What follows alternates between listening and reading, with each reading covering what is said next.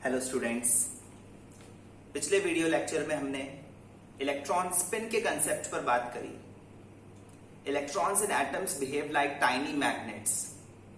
Electrons में दो तरह का मैग्नेटिक कैरेक्टर मिलता है, दो तरह के मैग्नेटिक मोमेंट्स मिलते हैं जिनकी स्ट्रेंथ इक्वल होती है बट डायरेक्शन ऑपोजिट होता है।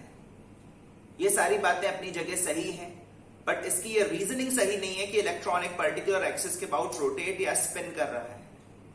ये रीजनिंग इनिशियली दी गई थी, लेकिन क्वांटम मैकेनिकल मॉडल में जहां पर इलेक्ट्रॉन सिंपली पार्टिकल की तरह विजुअलाइज नहीं किया जा सकता एटम के अंदर, उस मॉडल में ये रीजनिंग भी वैलिड नहीं है कि इलेक्ट्रॉन एज अ पार्टिकल किसी गिवन एक्सिस के अबाउट स्पिन कर रहा है या रोटेट कर रहा है। ठीक है, तो इलेक्ट्रॉन्स स्पिन नहीं करते हैं। हाँ, ये जरूर है कि इलेक्ट्रॉन्स एक्सेलरेटेड मोशन करते हैं एटम के अंदर, और एक्सेलरेटेड मोशन के कारण ही उनमें मैग्नेटिक प्रॉपर्टीज आती हैं। According to Maxwell's theory, every accelerated charged particle behaves like a tiny magnet. Every accelerated charged particle creates magnetic field also. ठीक है, तो वो स्पिनिंग ऑफ इलेक्ट्रॉन वाला रीजनिंग वैलिड नहीं है। इलेक्ट्रॉन्स में दो तरह के मैग्नेटिक कैरेक्टर है, equal in strength, opposite in orientation, ये बात जरूर वैलिड है। और ये दो तरह का magnetic character spin quantum number के फॉर्म में शो किया जाता है, रिप्रेजेंट किया जाता है, जिसकी दो वैल्यूज होती हैं, +12 and -12। +12 is represented by an arrow pointing upwards and is called as up spin. -12 is represented by an arrow pointing downwards and is called as down spin. ये spin word बार बार use करने के बाद भी electron spin करता है given axis के about, ये logic valid नहीं है। Spin is basically a quantum mechanical term which stands for electron's magnetic character. Up spin and down spin means two types of magnetic character which are equal in strength but opposite in direction. ठीक है, आगे बढ़ते हुए फिर हमने Pauli's exclusion principle पर बात करी। पॉलीज एक्सक्लूजन प्रिंसिपल में बेसिकली ये कहा गया है कि हर इलेक्ट्रॉन की एटम में एक यूनिक आइडेंटिटी होगी, और इलेक्ट्रॉन की वो आइडेंटिटी 4 क्वांटम नंबर से फिक्स होती है, n, l, ml and ms। n बताने से इलेक्ट्रॉन किस शेल में है ये पता चल जाता है, उसके बाद l बता देने से इलेक्ट्रॉन किस सब शेल में है ये फिक्स हो जाता है। सब्सिक्वेंटली अगर ml भी बता दिया जाए तो इलेक्ट्रॉन किस ऑर्बिटल में है ये फिक्स हो जाता है, और उसके बाद अगर ms भी बता दें तो उस ऑर्बिटल के हम किस इलेक्ट्रॉन की बात कर रहे हैं ये भी फिक्स हो जाता है। ठीक है, तो ये 4 क्वांटम नंबर्स बताने के बाद एक इलेक्ट्रॉन की आइडेंटिटी फिक्स हो जाती है, and no 2 electrons can have the same identity. It essentially means that no 2 electrons in an atom can have the same set of all 4 quantum numbers n, l, ml and ms। इसका पूरा का पूरा set same नहीं हो सकता, कोई 1, 2 या 3 quantum numbers तक सेम हो सकते हैं, चारों क्वांटम नंबर सेम नहीं हो सकते। और इसी से ये बात निकल कर आई, इसी की एक कॉरोलरी उभर कर आई कि एक ऑर्बिटल में मैक्सिमम 2 इलेक्ट्रॉन्स होंगे, क्योंकि ms 2 ही वैल्यूज एक्वायर करता है। इसका मतलब पर orbital there would be 2 electrons and those 2 electrons will have opposite spin या paired spin. Opposite spin doesn't mean that they are rotating clockwise और anti clockwise. Opposite spin simply means that those 2 electrons will have magnetic moments in opposite directions. ठीक है, तो एक orbital में maximum 2 electrons आ सकते हैं opposite spin के साथ। ये पॉलीज एक्सक्लूजन प्रिंसिपल की कॉरोलरी है, उससे फॉलो होने वाली बात है। और यहीं से फिर हमने कुछ और फॉर्मूलाज भी डिवाइस किए। Number of electrons in an orbital is 2 maximum, तो यहां से फिर हम number of electrons in a subshell या maximum number of electrons in a shell भी रिड्यूस कर सकते हैं। ठीक है, 2l+1 ऑर्बिटल्स होते हैं एक सबशेल में, तो नंबर ऑफ इलेक्ट्रॉन्स उसका डबल हो जाएंगे, 4l+2। n² ऑर्बिटल्स होते हैं एक शेल में, तो मैक्सिमम इलेक्ट्रॉन्स हो जाएंगे 2n² in a shell.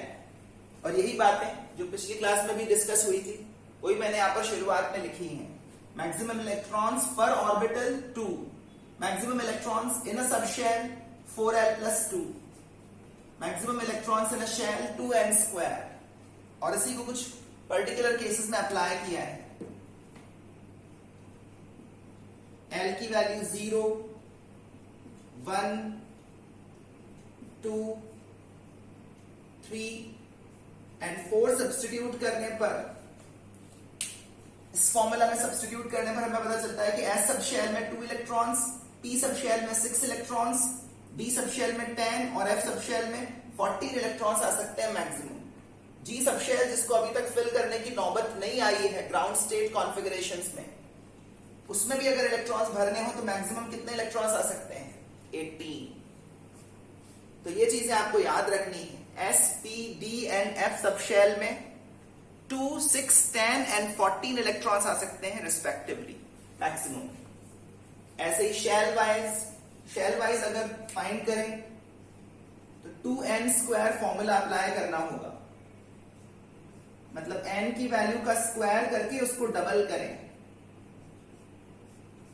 Square करके डबल करें।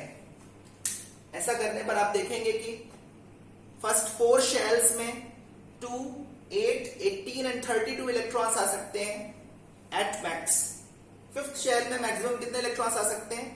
5 का स्क्वायर करें और डबल करें, 50 इलेक्ट्रॉन्स। इस तरह से हम shell by shell maximum electrons find कर सकते हैं। तो ये सारी बातें तो पिछली क्लास के डिस्कशन से रिलेटेड है। आगे बढ़ते हुए 1-2 क्वेश्चंस करते हैं।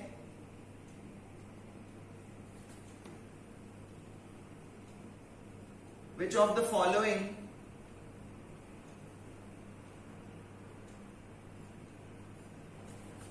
following sets of quantum numbers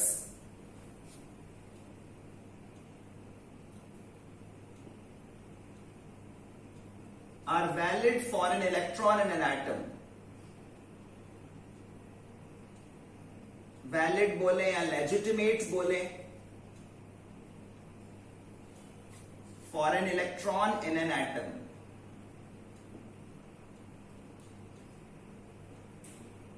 atom में आने वाले इलेक्ट्रॉन के लिए क्वांटम नंबर्स का कौन सा सेट वैलिड रहेगा? मतलब ये सेट जो है वो रूल्स के अकॉर्डिंग है या नहीं, ये बात आपको आइडेंटिफाई करनी है। बहुत इजी क्वेश्चन है, इस तरह के क्वेश्चंस कॉमनली आते हैं।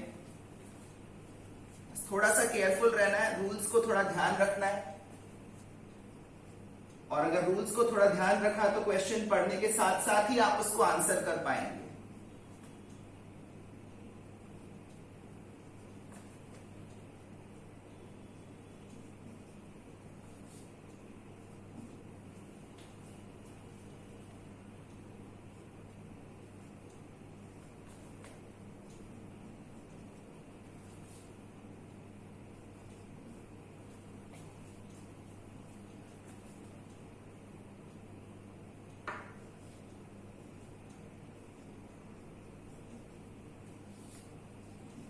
These are the different sets of quantum numbers.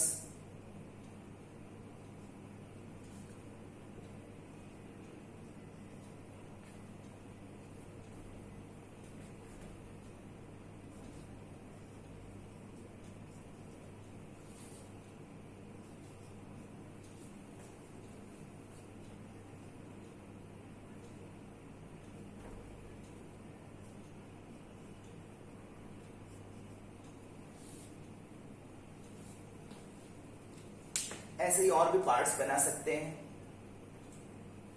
Parts बनाने में कोई प्रॉब्लम नहीं है, बेसिकली सारे पार्ट्स एक जैसे ही होंगे।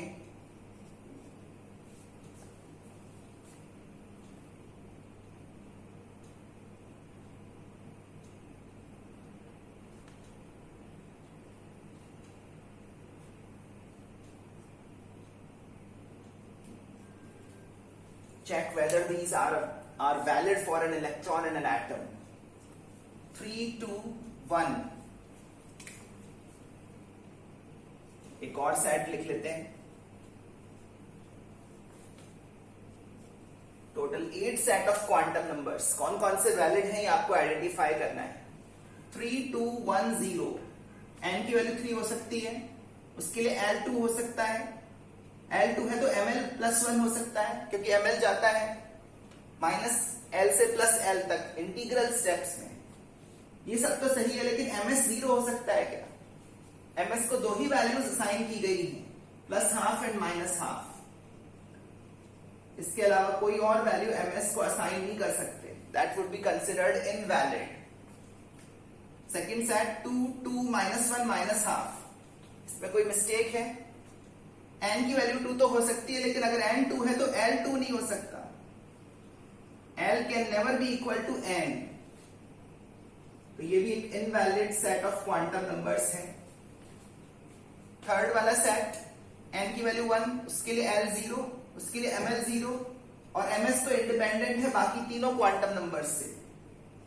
ये थर्ड सेट वैलिड है for an electron in an atom. ये आइडेंटिटी सही है, ये करेक्ट रोल नंबर है। फोर्थ सेट 0 0 0 माइनस हाफ, ये अच्छा लग रहा है, ध्यान रहे, अच्छा भले ही लगे लेकिन एन कभी भी 0 नहीं हो सकता।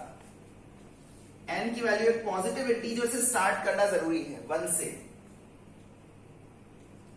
N is never equal to 0।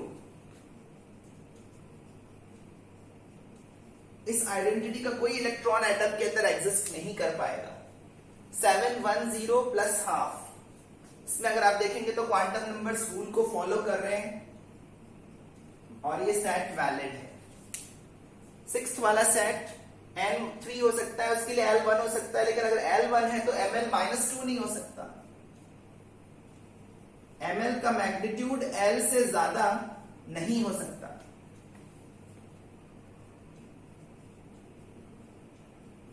M L varies from -L to +L, not beyond that. तो ये सिक्स्थ वाला सेट इनवैलिड है। और सेवेंथ वाले में कोई दिक्कत? सेवेंथ वाले में प्रॉब्लम ये है कि L नेगेटिव है। L again can never B negative. L की मिनिमम वैल्यू 0 है। और last 8th set of quantum numbers 8 0 0 minus half, इसमें रूल्स फॉलो हो रहे हैं। This is a valid set of quantum numbers. ठीक है, तो 8 में से ये 3 सेट वैलिड हैं, बाकी इनवैलिड। इस तरह के क्वेश्चंस कॉमनली आते हैं और इजीली हो जाते हैं, बस थोड़ा सा रूल्स को लेकर केयरफुल रहना है। इसमें गलती करना भी आसान है, थोड़ा सा केयरलेस होते ही गलती हो जाएगी। ठीक है, नेक्स्ट क्वेश्चन, ये इलेक्ट्रॉन्स की काउंटिंग पर बेस्ड क्वेश्चन होगा जो हम करने जा रहे हैं। ये भी एक कॉमन प्रोफाइल ऑफ क्वेश्चन है।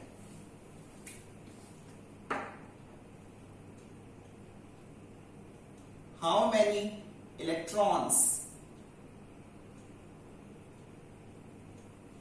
एट मैक्स, अधिकतम नंबर फाइंड करना है। How many electrons in an atom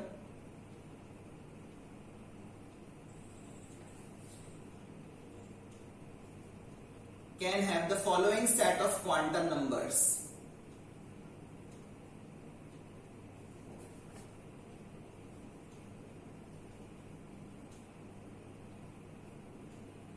quantum numbers की कुछ वैल्यूज, कुछ कंडीशंस दे दी जाती हैं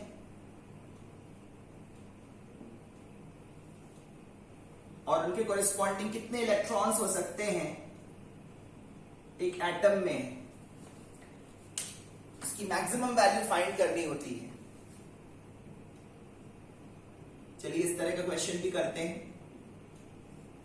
इससे पहले हमने नंबर ऑफ ऑर्बिटल्स फाइंड करने से रिलेटेड एक क्वेश्चन किया था 1-2 क्लास पहले, और ये नंबर ऑफ इलेक्ट्रॉन्स फाइंड करने से रिलेटेड क्वेश्चन है। वैसा ही क्वेश्चन है ये भी, जितने ऑर्बिटल्स होते हैं उसका डबल करने पर मैक्सिमम इलेक्ट्रॉन्स मिलते हैं।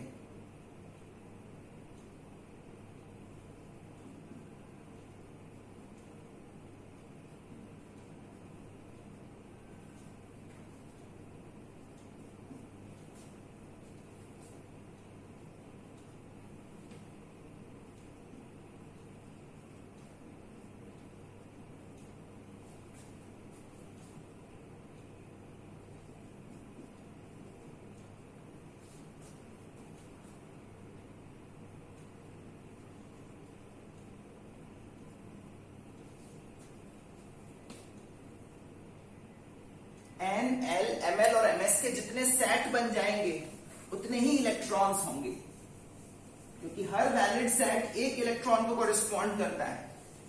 एन एल एम एल और एम एस के जितने सेट्स बन पाएंगे उतने ही इलेक्ट्रॉन्स होंगे उस कंडीशन को फॉलो करने वाले।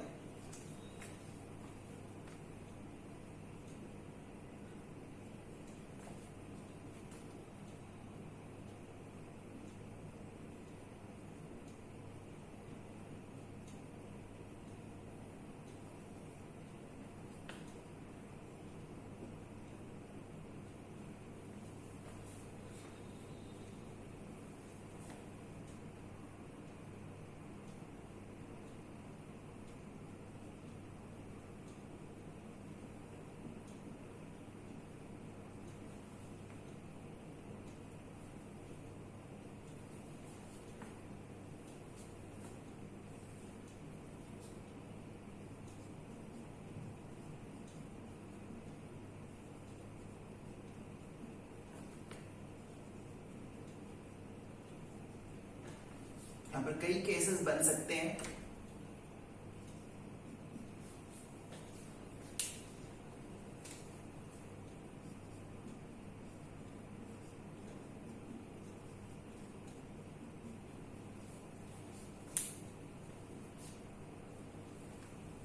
Let's try to make 10 cases.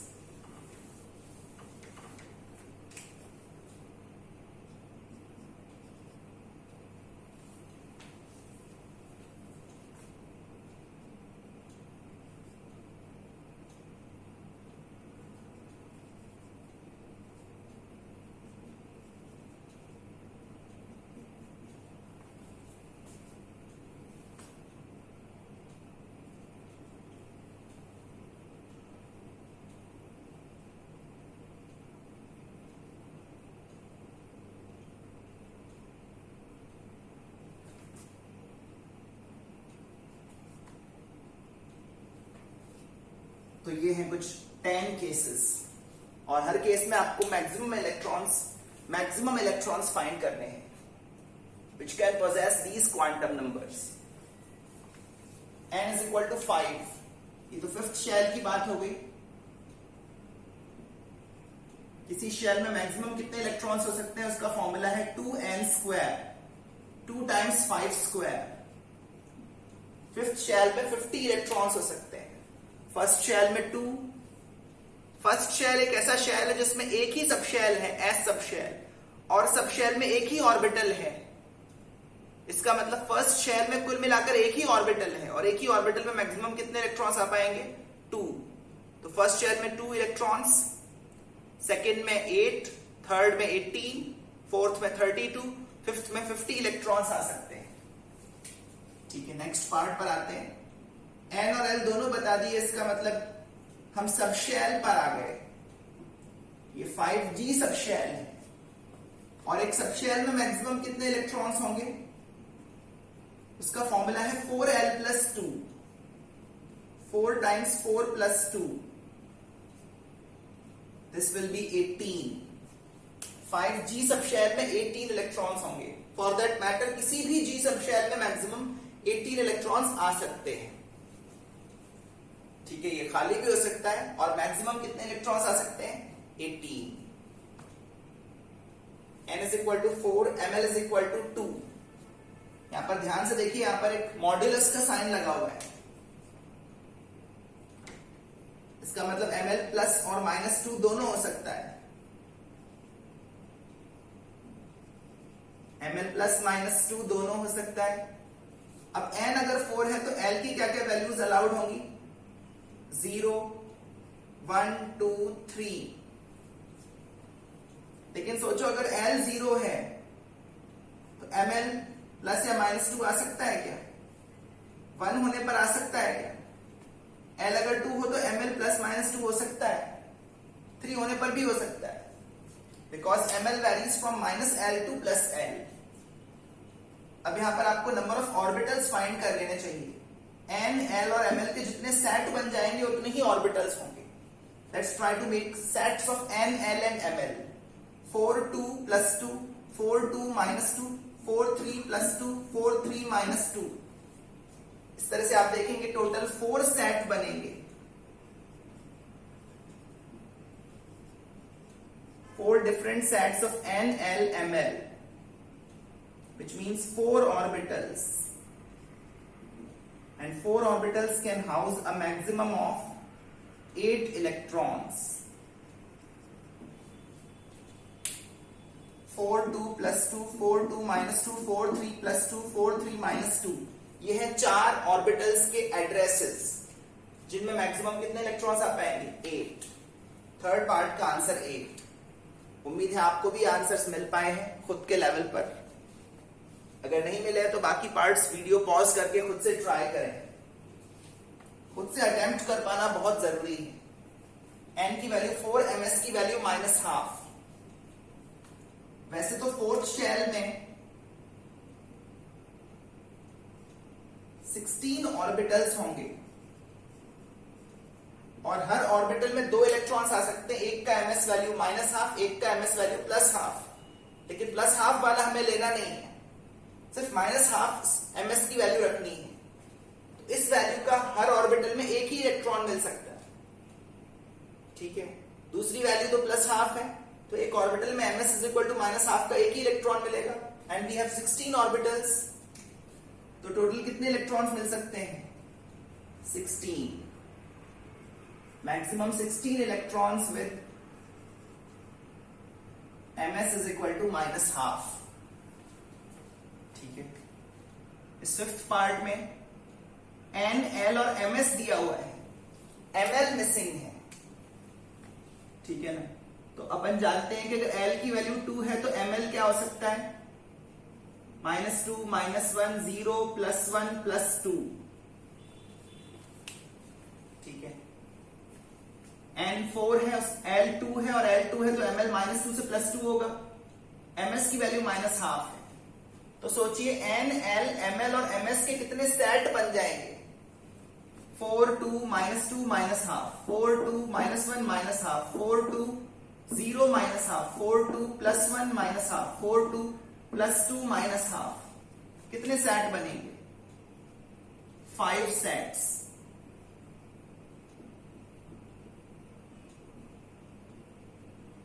Five different sets of n, l, ml and ms।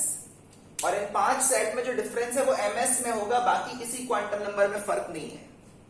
चलिए एक क्वांटम नंबर भी अलग है तो सेट अलग माना जाएगा। और अगर 5 सेट बन रहे हैं तो इसका मतलब यहां पर ऐसे 5 इलेक्ट्रॉन्स एग्जिस्ट कर सकते हैं। There can be maximum 5 electrons satisfying this condition.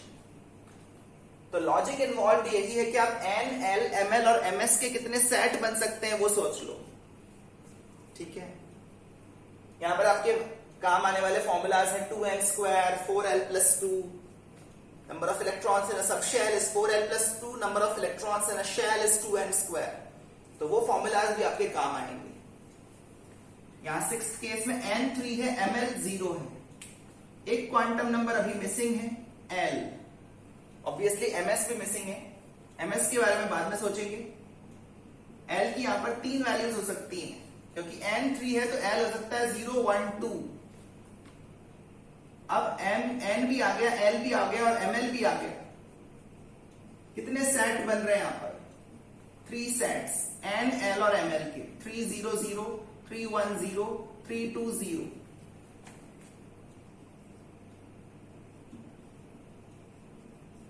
तीन सेट का मतलब 3 ऑर्बिटल्स, और 3 ऑर्बिटल्स का मतलब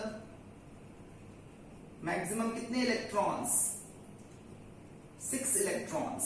ms पर कोई कंडीशन दी नहीं है, ms +12 भी हो सकता है और -12 भी। इसी वजह से 3 ऑर्बिटल्स में मैक्सिमम कितने इलेक्ट्रॉन्स आ पाएंगे? 6 इलेक्ट्रॉन्स। ऐसे ही इस 7th वाले पार्ट में n, ml और ms तो दिया हुआ है, लेकिन l मिसिंग है। अब अगर n 4 है तो l क्या क्या हो सकता है? 0 1 2 3। लेकिन ml को 1 ही रखना है। l 0 होने पर ml 1 नहीं आ पाएगा, l 1 होने पर, 2 होने पर और 3 होने पर ml 1 आ पाएगा। तो ध्यान से काउंट कीजिए, एन, एल, एमएल और एमएस के कितने सेट बन रहे हैं यहां पर? 3 सेट। तो इन कंडीशंस को सेटिस्फाई करने वाले कितने इलेक्ट्रॉन्स हो सकते हैं? 3 इलेक्ट्रॉन्स। ठीक है, 8th पार्ट में देखते हैं, एन दे दिया, एल दे दिया और एमएल दे दिया। और आप ये भी देखिए कि ये सेट वैलिड है या नहीं। एन की वैल्यू 2 हो सकती है, उसके लिए एल 1 हो सकता है और उसके लिए एमएल -1 हो सकता है। इसका मतलब यहां पर अपन एक पर्टिकुलर ऑर्बिटल की बात कर रहे हैं, और एक ऑर्बिटल जिसको हम इलेक्ट्रॉन का घर मानते हैं, उस घर में अधिकतम 2 सदस्य हो सकते हैं, maximum 2 electrons in an orbital. 9th वाले केस में एन, एल, एमएल और एमएस चारों नंबर्स दे दिए हैं, तो फिर तो एक इलेक्ट्रॉन की आइडेंटिटी बता दी है। लेकिन ध्यान से देखो, क्या ये सेट वैलिड है? क्या ये सेट किसी इलेक्ट्रॉन का एड्रेस हो सकता है, किसी इलेक्ट्रॉन का आइडेंटिटी हो सकता है? N2 है, ठीक है, L0 है, ये भी ठीक है, लेकिन ML -1 नहीं होगा। अगर L0 है तो ML को भी 0 होना पड़ेगा। ये -1 वाली वैल्यू इनवैलिड है। So this is an invalid set of quantum numbers.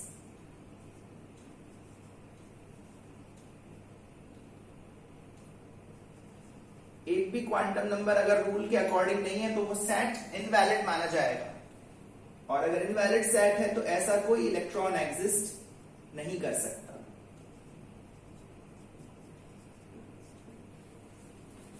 ठीक है, वही 10th वाले पार्ट में आप देखेंगे, एन की वैल्यू 3 लेने पर एल की वैल्यू 2 आ सकती है, एल की वैल्यू 2 लेने पर एमएल +1 आ सकता है, और एमएस तो इंडिपेंडेंट होता ही है। This is a valid set of quantum numbers.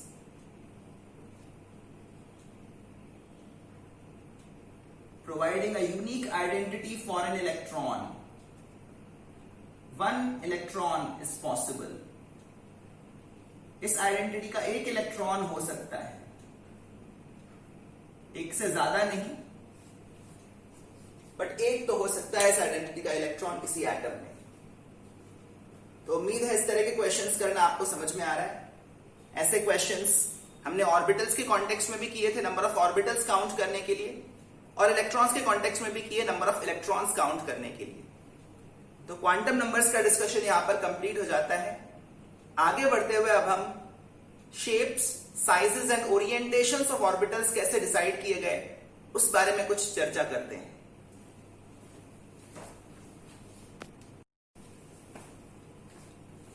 चलिए तो अब एक इंपॉर्टेंट क्वेश्चन की तरफ आते हैं, which is to determine the shape, size and orientation of orbitals.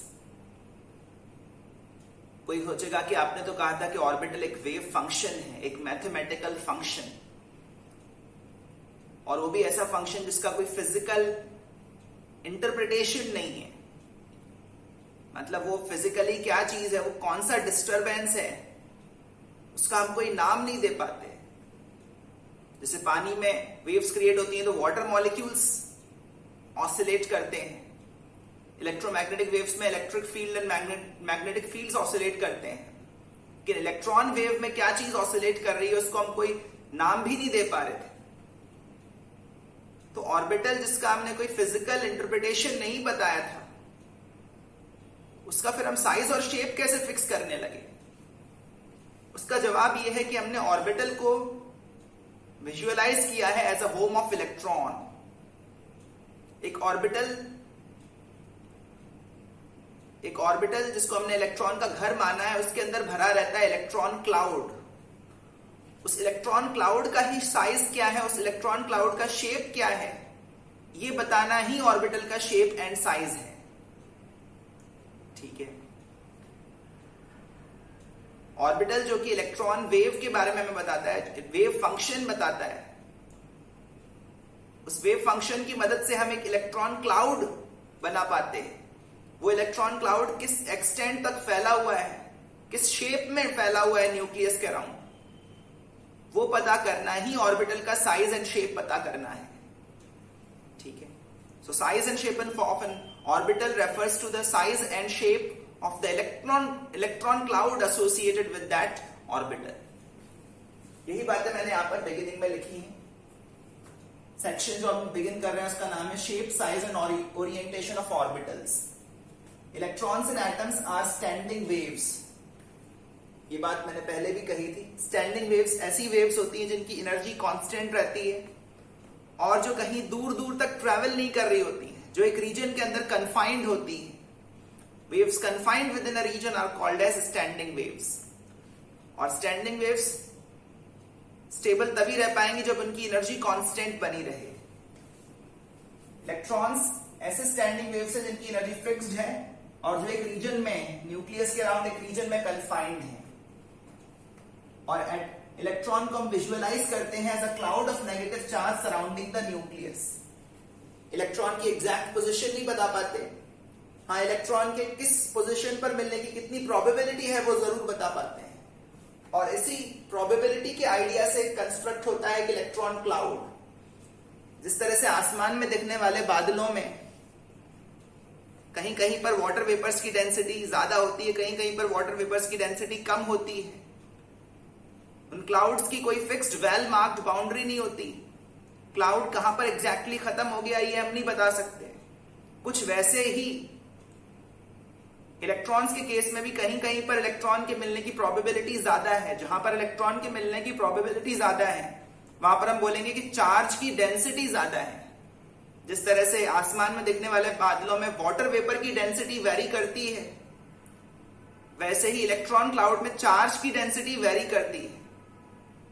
At a location where there is a higher probability of finding electron, we will say that the electron cloud is dense.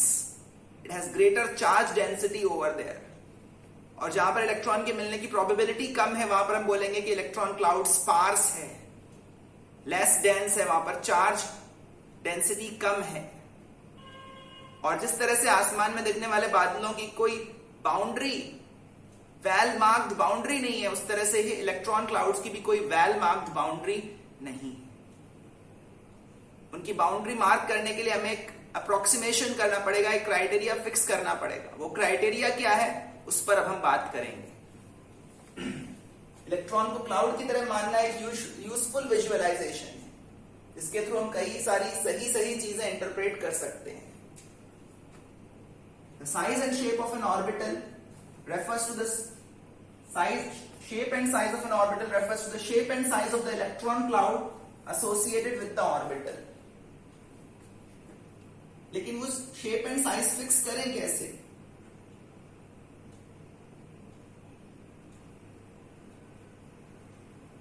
Electron clouds don't have a fixed well marked boundary.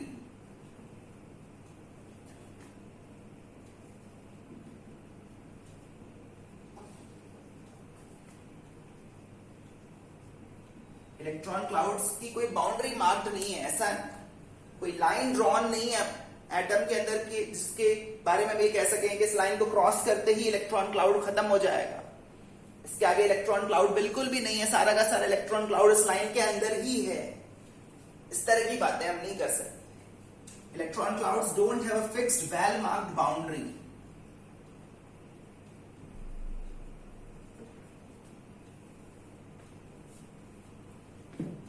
That is, electron clouds don't abruptly end beyond a point. एक point को cross करने के बाद electron cloud पूरी तरह खत्म है ऐसा नहीं कह सकते। जैसे आसमान में दिखने वाले बादलों की भी कोई फिक्स्ड बाउंड्री नहीं है। आप एक लाइन ड्रॉ करके ये नहीं बोल सकते कि इसके दूसरी तरफ वाटर वेपर्स बिल्कुल भी नहीं है, सारे के सारे वाटर वेपर्स इस बाउंड्री के अंदर ही हैं, ऐसा क्लेम करना पॉसिबल नहीं है। सिमिलरली इलेक्ट्रॉन क्लाउड की भी 100% एनक्लोज करने वाली बाउंड्री मार्क करना संभव नहीं है। जिसके अंदर 100% ऑफ द इलेक्ट्रॉन क्लाउड आ जाता हो ऐसी बाउंड्री मार्क करना पॉसिबल नहीं है। Electron clouds don't abruptly and beyond the point, they gradually fade away. Electron cloud धीरे धीरे फेड होता जाता है, मतलब इलेक्ट्रॉन क्लाउड की डेंसिटी कम होती जाती है और फिर इलेक्ट्रॉन के मिलने की प्रोबेबिलिटी भी नेग्लिजिबल रह जाती है, लेकिन वो 100% खत्म हो जाता हो बियॉन्ड द पॉइंट, ऐसा हम नहीं कह सकते। इसीलिए ऑर्बिटल का साइज मार्क करने के लिए हमें थोड़ा प्रैक्टिकल होकर, थोड़ा रीजनेबल होकर सोचना पड़ेगा।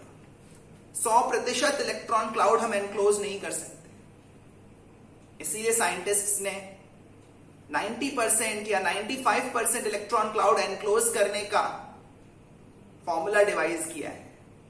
ऑर्बिटल का साइज फिक्स करने के लिए हम एक ऐसा क्लोज्ड सरफेस इमेजिन करेंगे।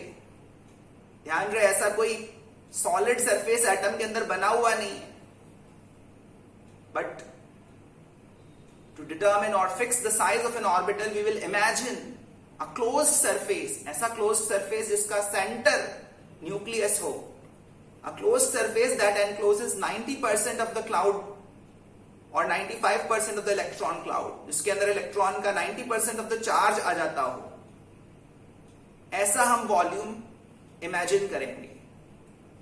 और वो जो क्लोज सरफेस हम इमेजिन करेंगे, उसके सरफेस पर, उस सरफेस के हर पॉइंट पर इलेक्ट्रॉन के मिलने की प्रोबेबिलिटी इक्वल होनी चाहिए, या ये कहें कि साई स्क्वायर की वैल्यू हर पॉइंट पर सेम होनी चाहिए। आपको याद होगा साई स्क्वायर हमें देता था probability density, probability per unit volume. तो ऑर्बिटल का साइज और शेप फिक्स करने का क्राइटेरिया ये है, we have to imagine a close surface centered at the nucleus that encloses 90% or 95% of the electron cloud। कुछ ऑथर्स 90% का क्राइटेरिया लिखते हैं, कुछ 95% का लिखते हैं। इसमें कोई लड़ाई नहीं है। 100% इलेक्ट्रॉन क्लाउड आप एनक्लोज नहीं कर सकते, उससे कम कोई भी नंबर आप सिलेक्ट करें उतना क्लाउड तो आप एनक्लोज कर सकते हैं। तो हमें एक ऐसा क्लोज सरफेस इमेजिन करना है जिसके अंदर 90% ऑफ द इलेक्ट्रॉन क्लाउड आ जाता हो और सरफेस के हर पॉइंट पर साई स्क्वायर की वैल्यू सेम रहती हो। इस तरह के सरफेस को हम बोलते हैं इक्वल प्रोबेबिलिटी सरफेस। ये जो इक्वल प्रोबेबिलिटी सरफेस वाली कंडीशन है, ये ऑर्बिटल का शेप डिटरमिन करती है। और 90% इलेक्ट्रॉन क्लाउड एनक्लोज करने वाली जो कंडीशन है, ये ऑर्बिटल का साइज डिटरमिन करती है। अगर 90% इलेक्ट्रॉन क्लाउड छोटे वॉल्यूम में आ जाए तो ऑर्बिटल का साइज स्मॉलर होगा, लार्जर वॉल्यूम में आए तो ऑर्बिटल का साइज लार्जर होगा। अगर वो इक्वल प्रोबेबिलिटी वाला सरफेस एक स्फीयर हो तो ऑर्बिटल का शेप स्फेरिकल होगा। अगर वो इक्वल प्रोबेबिलिटी वाला सरफेस डम्बेल के शेप में हो तो ऑर्बिटल का शेप डम्बेल होगा। तो ये दो कंडीशंस जो मैंने अभी बोली, ये ऑर्बिटल का साइज एंड शेप डिटरमिन करती हैं रिस्पेक्टिवली। ठीक है,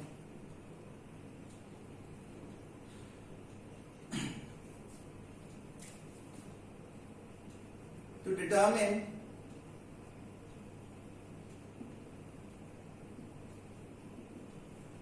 the size and shape of an orbital, orbital का साइज और शेप फिक्स करने के लिए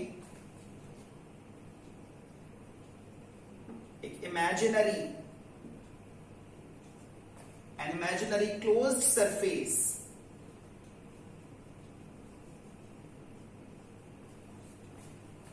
centered at the nucleus, जिसका सेंटर न्यूक्लियस हो। ध्यान रहे, हर ऑर्बिटल का सेंटर न्यूक्लियस होता है।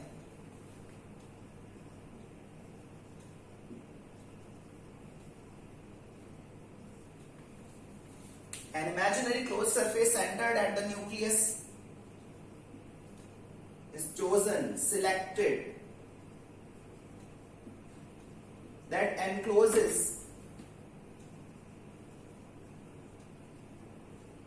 90% or 95% of the electron cloud। दूसरे शब्दों में हम ये भी कह सकते हैं कि उस क्लोज सरफेस के अंदर इलेक्ट्रॉन के मिलने की टोटल प्रोबेबिलिटी 90% है। इलेक्ट्रॉन अपने जीवन का 90% समय उस वॉल्यूम के अंदर, उस क्लोज सरफेस के अंदर गुजारेगा।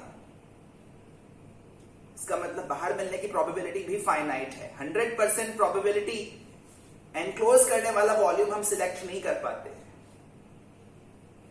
ठीक है ना, क्योंकि क्लाउड्स की कोई 100% एनक्लोजर वाली बाउंड्री नहीं है, ठीक है। तो जो हम सरफेस सिलेक्ट कर रहे हैं वो इमेजिनरी है, ऐसा कोई हार्ड सरफेस एटम के अंदर एक्चुअली एग्जिस्ट नहीं करता। ऐसा नहीं है कि हम अगर एटम में एंटर करेंगे तो इस सरफेस से हम टकरा जाएंगे, ऐसा नहीं है। This is an imaginary close surface. Close तो आप समझते होंगे, ठीक है। जैसे क्लोज्ड रूम, वो एक क्लोज सरफेस है। हाँ, उस रूम की जो छत है वो क्लोज सरफेस नहीं है। एक स्फीयर एक क्लोज सरफेस है, ठीक है। We have to imagine a close surface centered at the nucleus that encloses 90% or 95% of the electron cloud. इसका मतलब ये है कि that total probability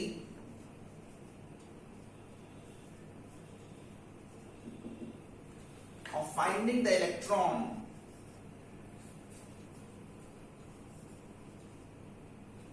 total probability of finding the electron inside the orbital,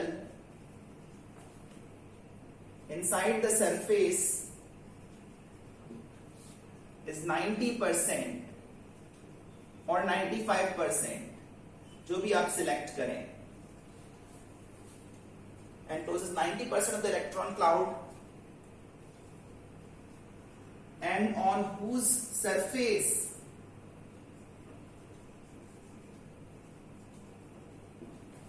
probability of finding electron,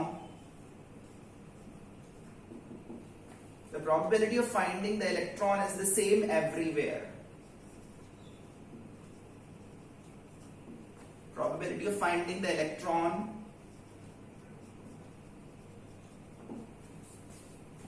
is the same everywhere.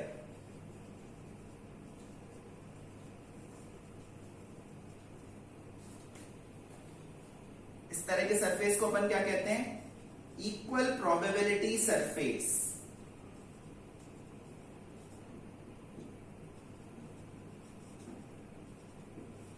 तो ये दो शर्तें हैं, दो कंडीशंस हैं जिनको फॉलो करने वाला सरफेस फाइंड करने पर हमें ऑर्बिटल का शेप एंड साइज मिल जाएगा। फिर से पढ़ लें। To determine the shape and size of an orbital, an imaginary closed surface centered at the nucleus is chosen, selected, such that it encloses 90% of the electron cloud. ये भी कह सकते हैं कि उसके अंदर 90% तो चार्ज भरा हुआ है इलेक्ट्रॉन का, या ये भी कह सकते हैं कि उस सरफेस के अंदर इलेक्ट्रॉन के मिलने की टोटल प्रोबेबिलिटी 90% है या 95% है, ठीक है। और वो जो सरफेस है, सरफेस के अंदर तो मिलने की प्रोबेबिलिटी 90% है, उस सरफेस के हर पॉइंट पर, सरफेस पर, not inside the surface but on the surface, electron के मिलने की प्रोबेबिलिटी हर जगह इक्वल होनी चाहिए। इस तरह के सरफेस को हम बोलते हैं इक्वल प्रोबेबिलिटी सरफेस। ये वाली कंडीशन शेप फिक्स करती है, स्पेसिफाइज द शेप, और 90% इलेक्ट्रॉन क्लाउड एनक्लोज करने वाली कंडीशन साइज फिक्स करती है, स्पेसिफाइज द साइज। तो सरफेस के हर पॉइंट पर इलेक्ट्रॉन के मिलने की प्रोबेबिलिटी सेम होनी चाहिए, साइज स्क्वायर की वैल्यू सरफेस के हर पॉइंट पर सेम होनी चाहिए। ये दो कंडीशंस फॉलो करने वाला अगर हम सरफेस फाइंड कर पाए तो वो सरफेस हमें ऑर्बिटल का shape as well as size बताएगा, ठीक है। चलिए इस प्रोसेस को सबसे पहले एस ऑर्बिटल्स के लिए फॉलो करने की कोशिश करते हैं। चलिए क्राइटेरिया डिसाइड तो कर लिया, लेकिन इसको इंप्लीमेंट कैसे करेंगे इस बारे में कुछ विचार करते हैं और एस ऑर्बिटल्स का साइज एंड शेप डिटरमिन करते हैं।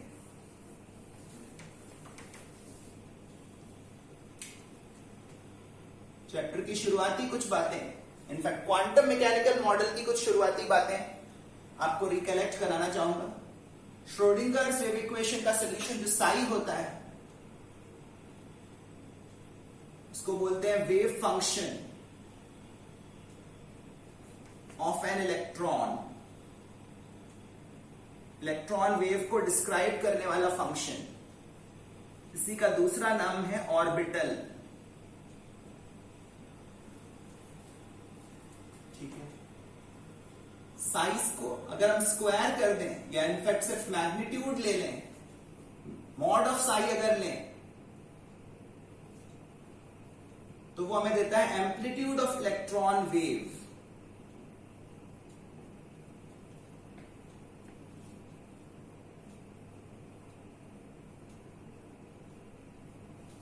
साई तीन क्वांटिटीज के टर्म्स में होता है जनरली, आर, थीटा, फाई।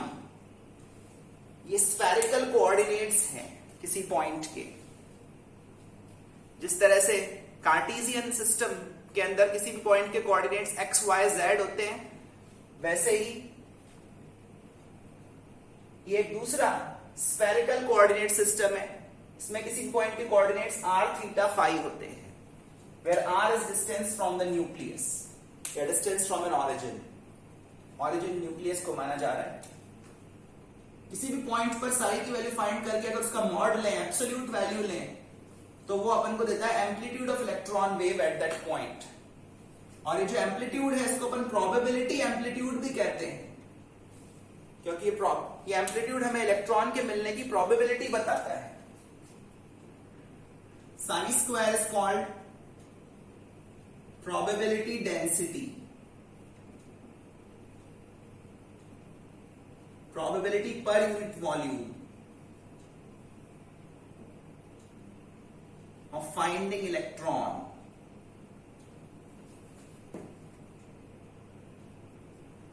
और साई स्क्वायर को अगर हम डीवी से मल्टीप्लाई कर दें तो हमें मिलती है प्रोबेबिलिटी। जैसे डेंसिटी को वॉल्यूम से मल्टीप्लाई करने पर मास मिलता है, वैसे ही प्रोबेबिलिटी डेंसिटी को वॉल्यूम से मल्टीप्लाई करने पर प्रोबेबिलिटी मिलती है। इस पर्टिकुलर स्मॉल वॉल्यूम के अंदर इलेक्ट्रॉन की मिलने की प्रोबेबिलिटी मिलती है। Probability of finding the electron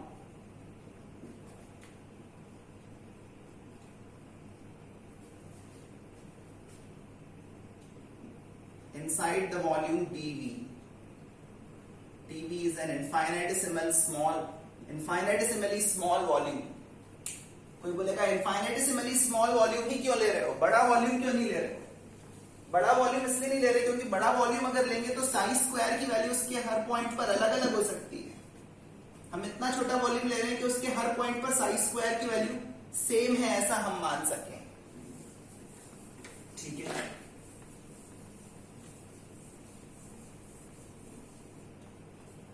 चलिए शेप साइज डिटरमिन करने वाली बातें एस ऑर्बिटल्स के लिए अप्लाई करते हैं।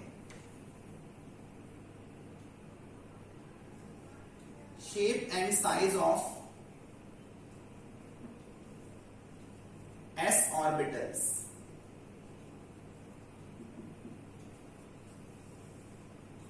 प्रोसीजर क्या है वो मैं आपको ब्रीफली बता देता हूं। सबसे पहले तो एस ऑर्बिटल का जो वेव फंक्शन है साई, उसको हम आर के अगेंस्ट प्लॉट करेंगे, डिस्टेंस फ्रॉम न्यूक्लियस के अगेंस्ट। ठीक है, फिर हम साई स्क्वायर वर्सेस आर का ग्राफ बनाएंगे। साई स्क्वायर वर्सेस आर का ग्राफ वो हमें प्रोबेबिलिटी डेंसिटी के बारे में बताएगा कि जैसे जैसे न्यूक्लियस से हम दूर जा रहे हैं वैसे वैसे प्रोबेबिलिटी डेंसिटी कैसे वेरी कर रही है। उस प्रोबेबिलिटी डेंसिटी के वेरिएशन के आधार पर हम एक डायग्राम कंस्ट्रक्ट करते हैं, जो कि बेसिकली एक 3D डायग्राम होता है। हम तो बोर्ड पर बनाएंगे या पेपर पर बनाएंगे, 2 डायमेंशन में बनाएंगे, पर वो एक 3 डायमेंशनल डायग्राम होता है जिसको हम बोलते हैं dot density diagram. Psi square versus R के ग्राफ के बेसिस पर हम वो डायग्राम बनाते हैं जिसका नाम है dot density diagram. Dot density diagram basically electron cloud का पिक्टोरियल रिप्रेजेंटेशन होता है और उसमें हम डॉट्स बनाते हैं। डॉट्स की डेंसिटी इलेक्ट्रॉन के मिलने की प्रोबेबिलिटी से रिलेटेड होती है। डॉट्स की डेंसिटी इलेक्ट्रॉन क्लाउड की डेंसिटी बताती है और फिर उस डॉट डेंसिटी डायग्राम में हम वो कंडीशन अप्लाई करेंगे जो थोड़ी देर पहले हमने लिखी थी। और उस डॉट डेंसिटी डायग्राम को देखते हुए फिर हम एक ऐसा वॉल्यूम कंसिडर करेंगे, कैसा क्लोज सरफेस कंसिडर करेंगे जिसके अंदर इलेक्ट्रॉन के मिलने की टोटल प्रोबेबिलिटी 90% हो सपोज, और उसके सरफेस के हर पॉइंट पर इलेक्ट्रॉन के मिलने की प्रोबेबिलिटी इक्वल हो, साइज स्क्वायर की वैल्यू सेम हो, तब जाकर हमें ऑर्बिटल का शेप एंड साइज पता चल पाएगा। तो उम्मीद है आपको ये प्रोसेस समझ में आ रही है। पहले वेव फंक्शन चाहिए, फिर साई स्क्वायर वर्सेस आर का ग्राफ चाहिए। साई स्क्वायर वर्सेस आर के ग्राफ के बेसिस पर हम एक डॉट डेंसिटी डायग्राम कंस्ट्रक्ट करेंगे और डॉट डेंसिटी डायग्राम की मदद से फिर हम हमारा वो इमेजिनरी क्लोज सरफेस फाइंड करने की कोशिश करेंगे जो कि एक इक्वल प्रोबेबिलिटी सरफेस होगा और जिसके अंदर इलेक्ट्रॉन के मिलने की टोटल प्रोबेबिलिटी 90% या 95% होगी। बस इतना करने के साथ ही हमें ऑर्बिटल का shape as well as size मिल जाएगा। यहां पर हम एस ऑर्बिटल्स का शेप एंड साइज डिटरमिन करने की बात कर रहे हैं।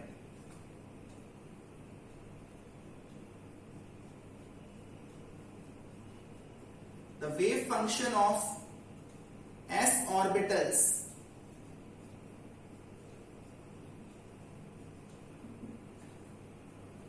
is dependent on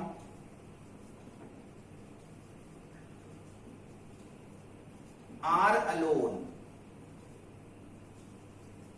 not theta or phi। जो एस ऑर्बिटल्स का वेव फंक्शन होता है उसमें सिर्फ आर के कोरिस्पॉन्डिंग टर्म दिखेंगे, थीटा और फाई के टर्म्स नहीं दिखाई देंगे। That is the wave function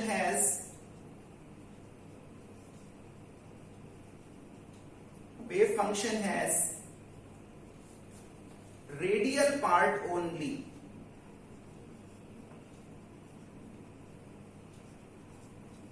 and no angular part.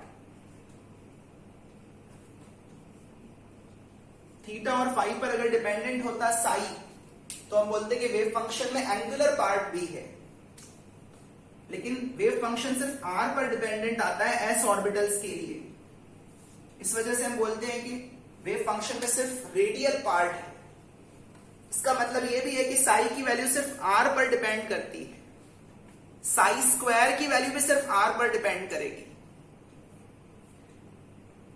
इसका मतलब यह हुआ कि इलेक्ट्रॉन के मिलने की प्रोबेबिलिटी सिर्फ आर पर डिपेंड कर रही है, डायरेक्शन पर डिपेंड नहीं कर रही। न्यूक्लियस से एक पर्टिकुलर डिस्टेंस आर पर अगर हम जाएं तो हम किसी भी दिशा में जाएं, अगर हम आर फिक्स कर देते हैं तो हम किसी भी दिशा में जाएं इलेक्ट्रॉन के मिलने की प्रोबेबिलिटी बराबर होगी, क्योंकि एंगल पर कोई भी, डायरेक्शन पर कोई भी डिपेंडेंस नहीं है। प्रोबेबिलिटी सिर्फ आर पर डिपेंडेंट है। इसका मतलब यह भी हुआ कि अगर हम एक पर्टिकुलर आर लेकर एक स्फीयर बनाते हैं, एक सेंट्रल पॉइंट से इक्वी डिस्टेंट पॉइंट का अगर हम लोकस बना दें जिसको हम स्फीयर बोलते हैं, तो उस स्फीयर के हर पॉइंट पर साई स्क्वायर की वैल्यू सेम होगी, क्योंकि साई स्क्वायर थीटा या फाई पर डिपेंडेंट नहीं है, सिर्फ आर पर डिपेंडेंट है। आर फिक्स्ड तो साई स्क्वायर फिक्स्ड। इसका मतलब इक्वल प्रोबेबिलिटी का सरफेस एक स्फीयर होगा। इक्वल प्रोबेबिलिटी का सरफेस क्या होगा? एक स्फीयर। और इसी वजह से एस ऑर्बिटल्स का शेप भी कैसा होता है? स्फेरिकल। यहां पर मैं पर्टिकुलरली 3 ऑर्बिटल्स की बात कर रहा हूं, 1s, 2s एंड 3s। सबसे पहले तो मैं साई वर्सेस आर का ग्राफ बनाऊंगा। वेव फंक्शन जो कि आर पर ही डिपेंडेंट है, थीटा और फाई पर डिपेंडेंट नहीं है। 1s ऑर्बिटल के लिए अगर ये ग्राफ बनाया गया तो वो ग्राफ कुछ इस तरह का आया, साई की वैल्यू आर बढ़ते जाने पर जीरो को अप्रोच कर रही है, बट एग्जैक्टली जीरो कहीं भी हो नहीं रही है।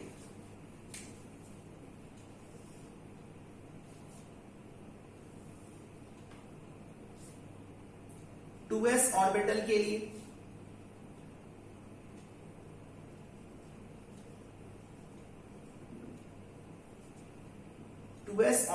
के लिए साई वर्सेस आर का ग्राफ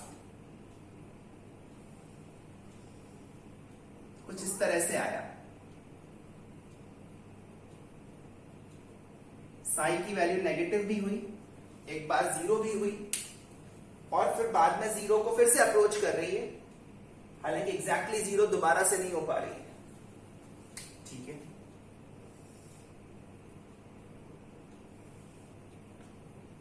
थ्री एस ऑर्बिटल के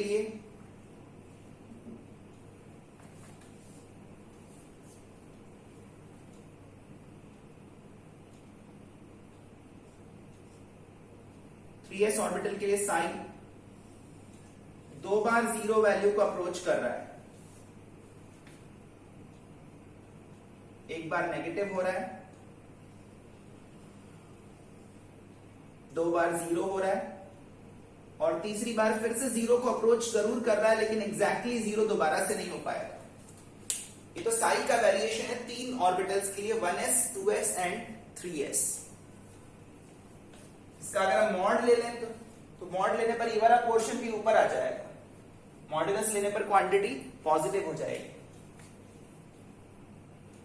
ठीक है, फिर अगर मैं साई स्क्वायर का ग्राफ ड्रॉ करूं, साई का ग्राफ तो बन गया, इसके बेसिस पर फिर मैं अब साई स्क्वायर का ग्राफ ड्रॉ करूंगा, 1s 2s और 3s ऑर्बिटल्स के लिए।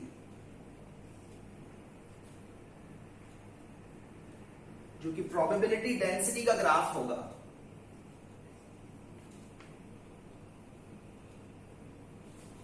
तो साई स्क्वायर, इसका पहले मॉड लिया, स्क्वायर किया, 1s ऑर्बिटल के लिए साई स्क्वायर का ग्राफ कुछ इस तरह से आ रहा है। ये प्रोबेबिलिटी डेंसिटी का रिप्रेजेंटेशन है। न्यूक्लियस के पास में इलेक्ट्रॉन डेंसिटी सबसे ज्यादा है, न्यूक्लियस से दूर जाने पर इलेक्ट्रॉन डेंसिटी कम होती जा रही है, बट एग्जैक्टली जीरो कभी भी नहीं हो रही है, जैसा कि मैंने थोड़ी देर पहले बताया था।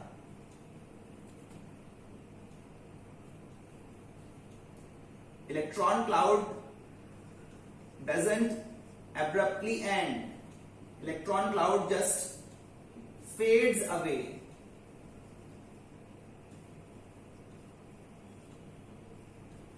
As we move farther from the nucleus. Nucleus से दूर जाने पर इलेक्ट्रॉन क्लाउड फेड होता जाता है। होपफुली आप इस वर्ड की भावना को समझ पा रहे हो। फेड होता जाता है, एग्जैक्टली खत्म नहीं होता। 2s ऑर्बिटल के लिए जब साई स्क्वायर ले लेंगे तो ग्राफ तो फर्स्ट क्वाड्रेंट में ही बनेगा।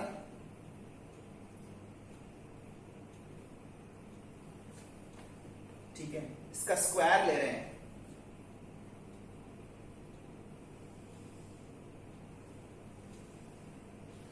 इस तरह का ग्राफ बन जाएगा 2s ऑर्बिटल के लिए।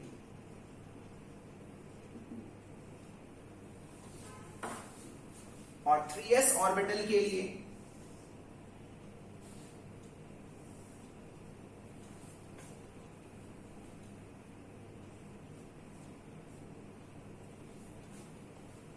साई स्क्वायर वर्सेस आर का ग्राफ जो बनेगा, स्क्वायर करने पर ये वाला पोर्शन भी ऊपर आ जाएगा। ठीक है, और ग्राफ कुछ इस तरह का बनेगा। इसमें दो बार मैक्सिमाज आएंगे।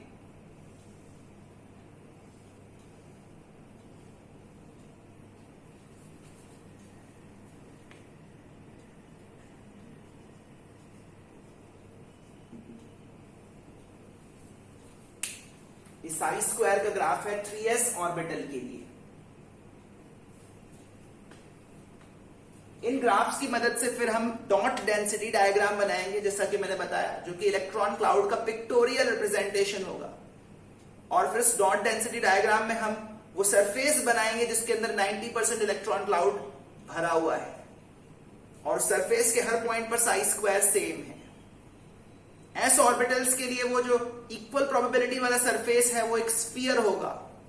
That is why S orbitals are spherical in shape. इन ग्राफ्स में एक और बात आपको अजीब या दुखी करने वाली लग सकती है, वो ये है कि साई स्क्वायर की maximum value r is equal to 0 पर ही है, और r इज इक्वल टू 0 का मतलब न्यूक्लियस है, मतलब इलेक्ट्रॉन क्लाउड की मैक्सिमम डेंसिटी न्यूक्लियस पर है।